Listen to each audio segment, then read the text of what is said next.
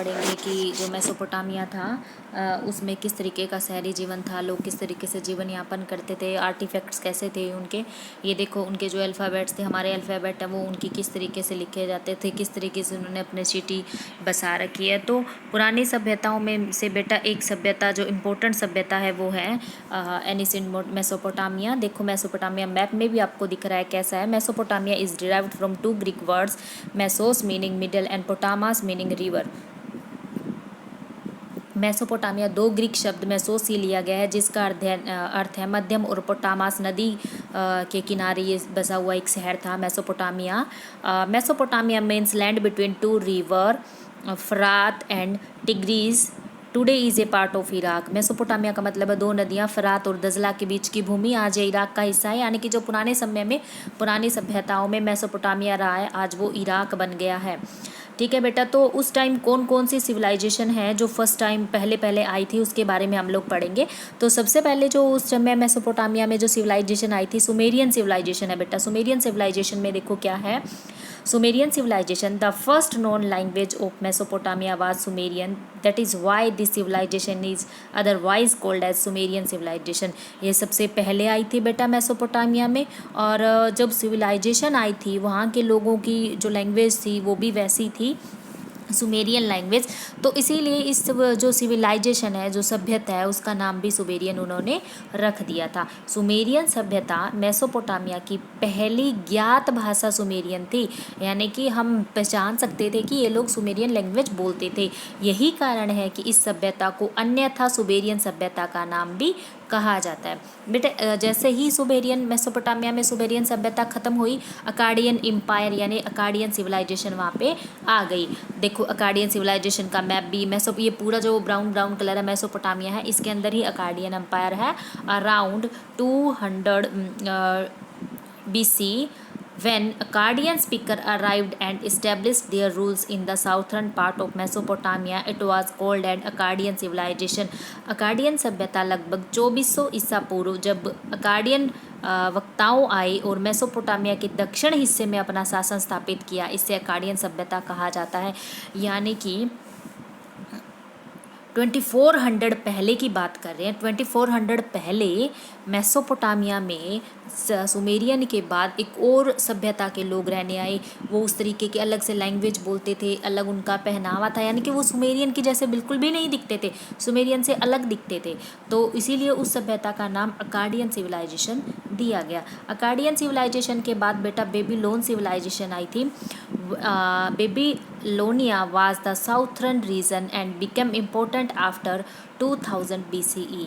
Babylon दक्षिण क्षेत्र था जो 2000 ईसा पूर्व के बाद महत्वपूर्ण हो गया था। ठीक है, बेबीलोन के बाद फिर एक सभ्यता आई बेटा जिसको बोलते हैं असेरिया। ये देखो इन्होंने ये दे रखा है असेरिया अकड़ कहाँ है, सुमेरी तेरू कहाँ है। ये देखो बेबीलोन में इस तरीके से पिक्चर्स बनी हुई होती थी, ये इनका कल्चर था। Assyria was the region where Assyrian established their kingdom in north by out of 1100 BCE। असुसुर वह क्षेत्र था जहाँ असूरियों ने उत्तर में अपना राज्य लगभग 1100 ईसा पूर्व में स्थापित किया था। तो बेटा हमने 4 सिविलाइजेशन के बारे में पढ़ा है। मेसोपोटामिया में 4 अलग अलग रूल करने आए थे, डिफरेंट एम्पायर। सुमेरियन आए थे 3500 BC से 2300 BC के बीच में, अकाडियन आए थे 2300 से 1900 BC के बीच में, और बेबीलोन आए थे 1900 से लेके 1300 BC तक, और जो असेरियन थे वो आए थे 1300 BC से 612 BC तक। तो बेटा ये टाइम पीरियड था। लेकिन हमारे जो मेसोपोटामिया था इसमें किसी रूरल का पर्टिकुलर नाम नहीं था कि उस राजा ने वहाँ शासन किया। हमें ये पता है कि डिफरेंट टाइम पीरियड में डिफरेंट लोग यहाँ पे राज करने आए, लेकिन ये नहीं पता कि जैसे सुमेरियन था, सुमेरियन का लीडर कौन था, किसने इस एम्पायर को चलाया। अकाडियन कौन था, अकाडियन का लीडर कौन था, किसने इस एम्पायर को चलाया, तो उसके बारे में हमें नहीं पता लगता। यानी कि अलग अलग डिफरेंट टाइम पीरियड के बारे में हमें पता है कि मेसोपोटामिया में 4 तरीके की सभ्यता आई थी अलग अलग, सुमेरियन, अकाडियन, बेबीलोन, असारियन। लेकिन हमें ये नहीं पता कि पर्टिकुलर टाइम पीरियड पता है इनका, लेकिन ये नहीं पता कि किस शासक ने इनको चलाया, किस शासक ने इनको बसाया, आगे सभ्यता को लेके गए। ऐसा इसके बारे में कुछ भी हमें रूल्स वो एविडेंस है वो नहीं मिले। तो लैंग्वेज के बारे में पढ़ते हैं बेटा। जब मेसोपोटामिया था उसमें लैंग्वेजेस देखो कैसे थी। लैंग्वेजेस आई थी Sumerian, Akkadian, Aramaic. Akkadian empire जब आया तो अकाडियन सिविलाइजेशन थी। सुमेरियन एम्पायर जब आया वो सुमेरियन सिविलाइजेशन थी। और जो बाद के दो सिविलाइजेशन आई थी बेटा बेबीलोन और असेरियन, वो अकेडमिक जो लैंग्वेज है, भाषा है, उसको बोलते थे। उनका लिटरेचर देखो कैसा रहा होगा। लिटरेचर हमें उनके बारे में कैसे पता लगता है, उनके साहित्य से, लिटरेचर से। जो मेसोपोटामिया के लोग थे वो आर्टिफैक्ट्स बनाने में, कला बनाने में, चित्र बनाने में बहुत ही विश्वास रखते थे। मैथमेटिक, मेसोपोटामिया के लोगों को गणित की जानकारी थी, यानी कि जोड़ घटा भाग गुणा के बारे में उन लोगों को पता था। ऐसे हमें एविडेंस मिले हैं। जब उस सभ्यता को खोजा गया तब उसमें पता लगा कि उन वहाँ के लोगों को इस चीज़ की जानकारी थी। एस्ट्रोनॉमी, वो लोग भाग्य में भी विश्वास रखते थे। आगे क्या होगा, कल क्या होगा, इस चीज़ की पूजा करने से ये फ़ायदा होगा, इस चीज़ की पूजा ना करने से ये नुकसान होगा, इस तरीके की चीज़ों में भी वो लोग विश्वास रखते थे। राइटिंग, यानी कि हमें रिटर्न में, जैसे हमारे अल्फ़ाबेट्स हैं उनकी लिपि रिटर्न में हमें मिली है। उन लोगों ने रिटर्न में बहुत सारी जैसे लैंग्वेजेस के बारे में, अपने जो जो उनकी सिविलाइजेशन आई थी उसके बारे में लिखा हुआ, तभी तो हमें सबूत मिले ना बेटा। सिटी लाइफ, यानी कि अपने उनके जो शहर में रहने के लोगों का तरीका था, उनका जो लाइफ स्टाइल था, उससे भी हमें काफ़ी कुछ जानकारी मिलती है। ट्रेड, वो लोग व्यापार करते थे। मेसोपोटामिया जो है वो रिवर के किनारे था, दो नदियों के किनारे या दो नदियों के बीच में था। पानी के माध्यम से वो लोग व्यापार करते थे। मेसोपोटामिया में जो लोग काम करते थे, सारा माल उनको वहीं से नहीं मिलता था, रॉ मटेरियल उनको बाहर से भी मंगवाना पड़ता था। तो मेसोपोटामिया में हम ट्रेड के बारे में भी देखेंगे। ये देखो बेटा, तो मेसोपोटामिया में क्या क्या मोस्ट इंपॉर्टेंट चीज़ें थी वो देखो। बिल्डिंग, भवन, वो किस तरीके से भवन बनाते थे। मूर्तियाँ, स्टैचू किस तरीके से बनाते थे। ऑर्नामेंट्स किस तरीके से बनाते थे। कबर किस तरीके से बनाते थे। मोहर कैसे बनाते थे। हथियार कैसे बनाते थे। और लिखित दस्तावेज कैसे होते थे। तो ये जो पार्ट है ये है मेसोपोटामिया कि हमें मेसोपोटामिया के बारे में कैसे पता लगता है कि वो एक विशेष सभ्यता थी। तो मेसोपोटामिया में भवन, मूर्तियाँ, आभूषण, कब्र, मोहर, हथियार, लिखित दस्तावेज से मेसोपोटामिया एक मोस्ट इंपॉर्टेंट सभ्यता बन जाती है। बेटा ये क्वेश्चन 8 नंबर का पेपर में आता है, तो ये मोस्ट इंपॉर्टेंट क्वेश्चन है। अब देखो Mesopotamia and it's geographical. Mesopotamia देखो फुरात नदी है, बेबीलोन इसके अंदर है, दजला नदी है, सीरिया, लेबनान, कैस्पियन सागर इस साइड पड़ता है, अरबी रेगिस्तान इस साइड है, काला सागर। तो इनके थ्रू ये व्यापार करता था। ये देखो जो ब्लैक ब्लैक सर्कल कर रहा है, ये सारा मेसोपोटामिया है।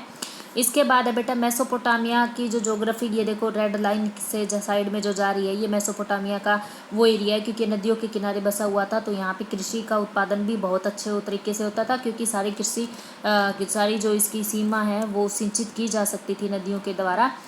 इसके यहाँ हम चारों पार्ट को पढ़ेंगे मेसोपोटामिया को। सबसे पहले हम नॉर्थ ईस्ट को पढ़ते हैं। Green tree covered in a mountain and range and the clear stream wildflowers with enough rainfall to grow crops where agriculture began between 7000 to 6000 BC। उत्तर पूर्व फसल उगाने के लिए पर्याप्त वर्षा के साथ हरी वृक्षों से ढकी पर्वत श्रृंखलाएं स्पष्ट धाराओं और जंगली फूलों से युक्त होती थी, जहां 7000 से 6000 ईसा पूर्व के बीच कृषि शुरू हुई थी। यानी कि कृषि के लिए बहुत एक अच्छा एनवायरनमेंट यहाँ पे मिलता था। हरी भरी घास होती थी, फसल उगाने के लिए पर्याप्त वर्षा भी आती थी, और यहाँ पे जंगली फूल, धाराएं, मतलब सब कुछ इनके पास अवेलेबल था, जिससे ये खेती करने में विकसित हुए और बहुत ही अच्छी खेती यहाँ पे होती थी। मेसोपोटामिया के उत्तर की बात अगर हम करें तो उत्तर में स्टेपे, ऊंचे ऊंचे मैदान होते थे, भूमि का फैलाव है, जहाँ पशुपालन लोगों का कृषि से बेहतर आजीविका प्रदान करता था। यानी थोड़े ऊंचे ऊंचे मैदान जहाँ होते हैं बेटा, वहाँ हम खेती प्रॉपर तरीके से नहीं कर सकते, तो लेकिन वहाँ हम पशुपालन कर सकते हैं। तो नॉर्थ में मेसोपोटामिया के वहाँ खेती ना होने की वजह से लोग पशुपालनों पर ज़्यादा जोर देते थे। Stress the upland cold steppe where animal hair people a better livelihood than agriculture in the east. और अब हम उत्तर की बात करते हैं, वहाँ पर क्या था, tributaries of the Tiger provides route of communication into mountain of Iran. Tigris की पूर्व सहायक नदियों में ईरान के पहाड़ों में संचार के मार्ग प्रदान करते हैं। यानी कि जो टिग्रीज की जितनी भी रिवर थी वो आपस में ईरान से इराक की तरफ या आपस में संचार करते थे। कम्युनिकेशन का माध्यम था, एक जगह से दूसरे जगह जाने का जो माध्यम था वो क्या था, वहाँ पे रिवर थी बेटा। उस टाइम हम मेसोपोटामिया की दिशा के बारे में पढ़ रहे हैं, नॉर्थ, ईस्ट, साउथ, सब कुछ पढ़ेंगे मेसोपोटामिया के बारे में। तो दक्षिण में देखो बेटा, साउथ में मेसोपोटामिया में क्या होता है, रेगिस्तान भूमि है, वह जंगल जगह है जहाँ पहले शहर और लेखन का उदय हुआ। यह रेगिस्तान शहरों का समर्थन करता है क्योंकि बेकेट्स और डाइबेट्स नदियों को उत्तरी पहाड़ों से निकलती हैं, बाद में नीचे ढलान से आती हैं और आते आते वो अपने साथ बहुत ही उपजाऊ मृदा साथ में लेके आती हैं। तो जो हमारा साउथ है यहाँ पे भी अच्छी खेती हो सकती है, नॉर्थ ईस्ट में भी बहुत अच्छी खेती हो सकती है। तो हम ये बात कह सकते हैं कि मेसोपोटामिया में एग्रीकल्चर का जो सिस्टम था वो काफ़ी डेवलप था, क्योंकि वहाँ पे इरिगेशन की फैसिलिटीज़ अवेलेबल थी, यानी कि सिंचाई के साधन थे। एंड वहाँ पे जो बीज, सीड्स, खाद, जो सब कुछ चीज़ें थी वो उनके पास अवेलेबल थी, तो वो बहुत ही अच्छे तरीके से खेती कर सकते थे। कुछ ऐसे स्थान थे जो ऊपरी हिस्सों में थे जहाँ पे खेती नहीं हो सकती थी, वहाँ पे लोग खेती करने की बजाय पशुपालन को अपना काम करने का तरीका अपनाते हैं। और आगे देखो मेसोपोटामिया में क्या है, इसके अलावा जो मेसोपोटामिया में नदियाँ थी वहाँ पे लोग क्या करते थे, further fish was available in rivers and date palm gives fruit in summer. इसके अलावा मछलियाँ नदियों में उपलब्ध थी, खजूर गर्मियों में फल देते थे, यानी कि जो पेड़ पौधे थे उनसे भी वो जीवन यापन करते थे। खजूर है, मछली पकड़ कर, खजूर खा के, मतलब डेट्स हैं खजूर, इस तरीके से वो अपना जीवन यापन करते थे। Not only agriculture, Mesopotamia, sheep and goats and deserts and the steppes, the northeastern plains and the mountain slopes produce meat, milk and wool in abundant। न केवल कृषि, मेसोपोटामिया में भेड़ बकरियां जो स्टेप चरती हैं थी, उत्तर पूर्वी मैदानों और पहाड़ी ढलानों में मांस, दूध और प्रचुर मात्रा में ऊन देती थी। यानी कि मेसोपोटामिया में बेटा गाय, भैंस, ये अलग पशु पालने के साथ साथ वो भेड़ बकरियों को पालने पे भी इम्पोर्टेंस देते थे। गोट और शिप की बात भी वो करते हैं, क्यों? क्योंकि ये प्रचुर मात्रा में दूध भी मिलता था, मांस भी मिलता था खाने के लिए, और ये ऊन भी देती थी। यानी कि मेसोपोटामिया है, वहाँ पे पानी का अच्छा सिस्टम है बेटा, तो वहाँ पे ठंड भी ज़्यादा रही होगी, तो इसीलिए ठंड के मौसम में जो है इनसे ऊन भी अच्छी मात्रा में मिल जाती थी।